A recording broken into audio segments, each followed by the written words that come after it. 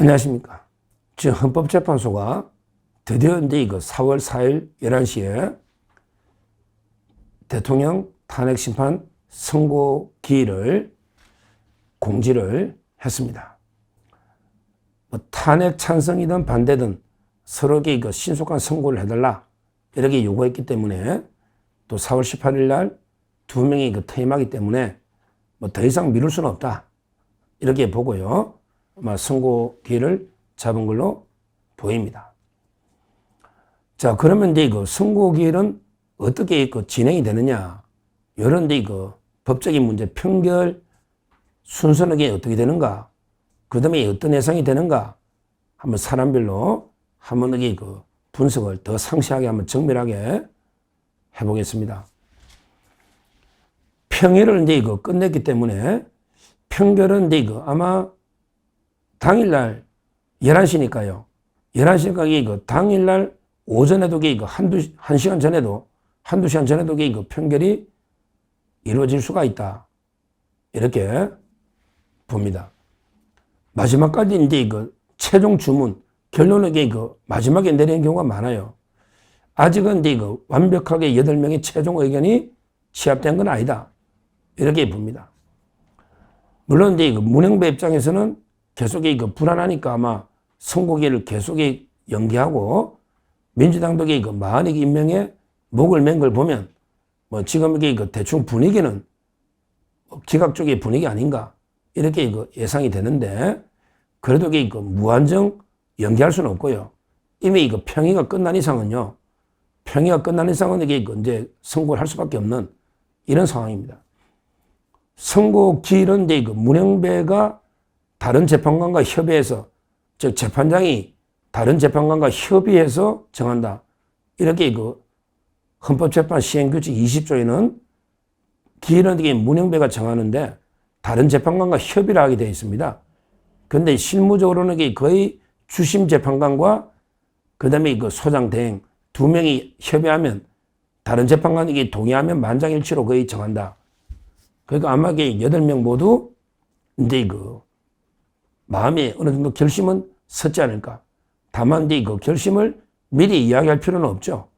당일날까지도 최종 평결할 때까지 이따가 최종 발표하면 되니까 아직도 서로가 100% 확신할 수는 없는 이런 대혼돈 상황이다. 이렇게 예측이 됩니다. 자, 그러면 평결 순서는 어떻게 되느냐? 이거는 이제 우리 법에 규정이 되어 있습니다. 판결문은 이제 여러 버전으로 인용, 각하, 기각 여러 버전으로 이미 되어 있고요. 그리고 이제 최종 평결, 결론 내리면 그 중에 하나를 택하면 되는 거니까 당일날 평결해도 충분히 선고하는 데는 지장이 없다. 이렇게 봅니다. 선고는 이제 생중계를 하는데 문영배가 이제 선고를 합니다. 소장대회니까. 그리고 대통령의 참석 여부는 아직 결정은 안 됐다.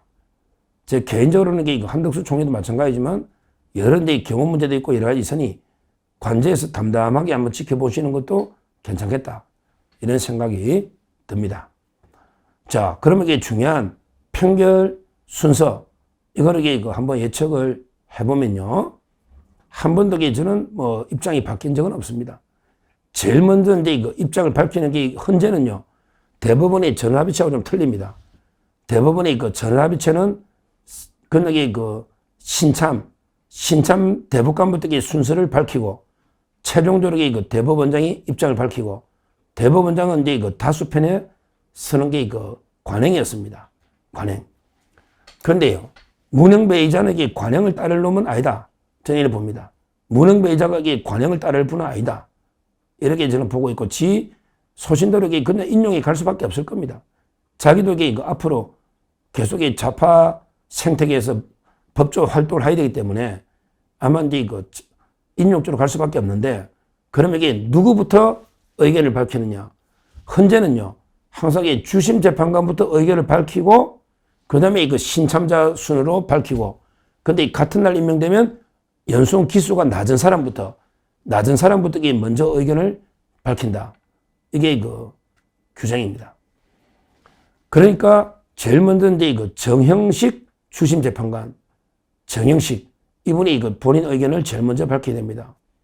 정형식 재판관 역할이 상당히 중요합니다. 이분은 이제 그 우리 대통령이 지명해서 임명한 어떻게 보면 그 박선영 진실화해 과거사위 그게 그 제부고요.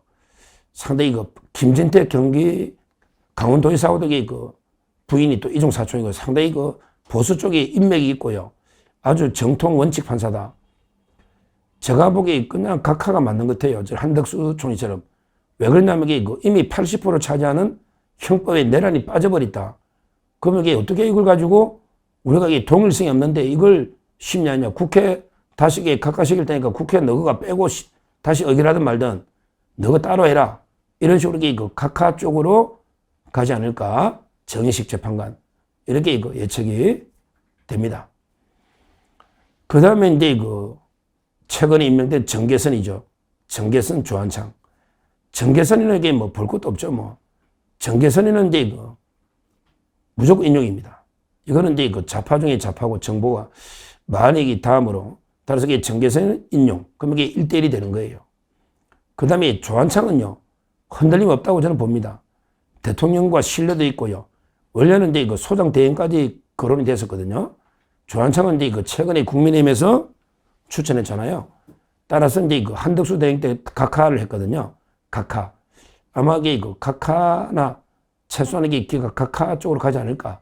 이렇게 예상이 됩니다. 그러면 2대1이 되는 거죠. 2명. 그 다음에 이제 중요한 김복형입니다.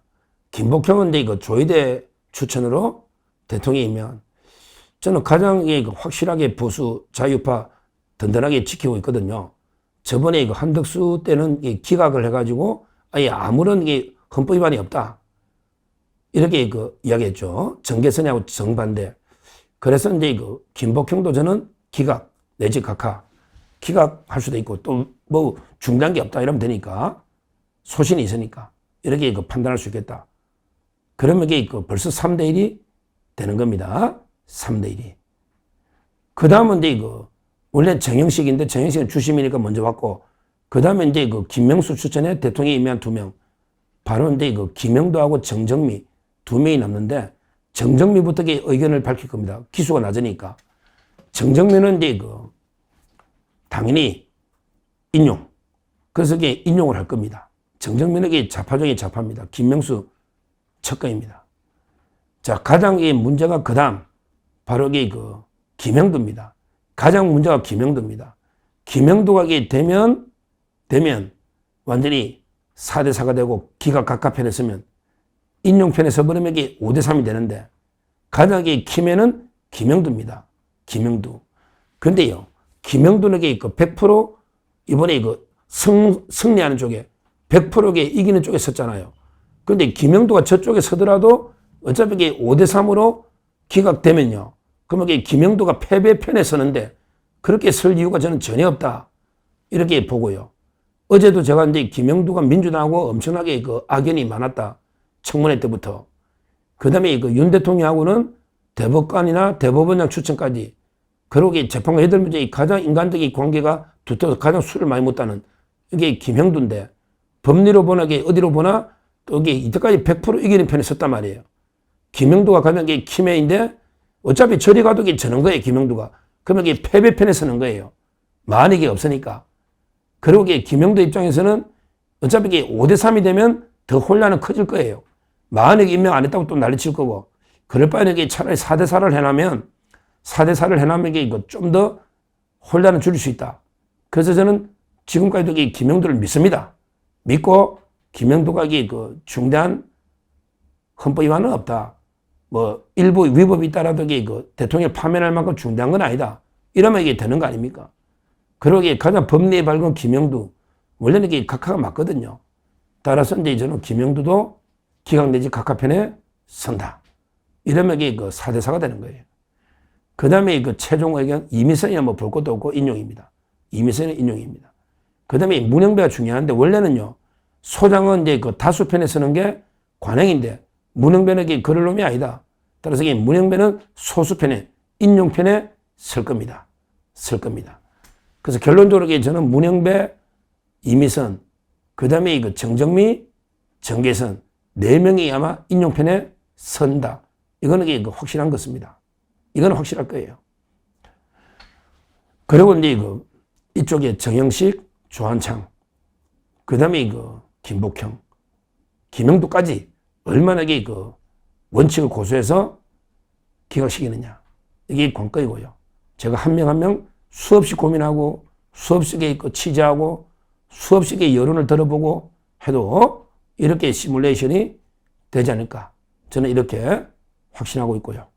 우리도 담담하게 한번 4월 4일 결과를 한번 지켜보시면 되겠습니다. 감사합니다. 구체적 시뮬레이션, 그지? 2개. 저는 오로지 국민 여러분만 믿고 신명을 바쳐 자유 대한민국을 지켜낼 것입니다. 저를 믿어 주십시오. 감사합니다.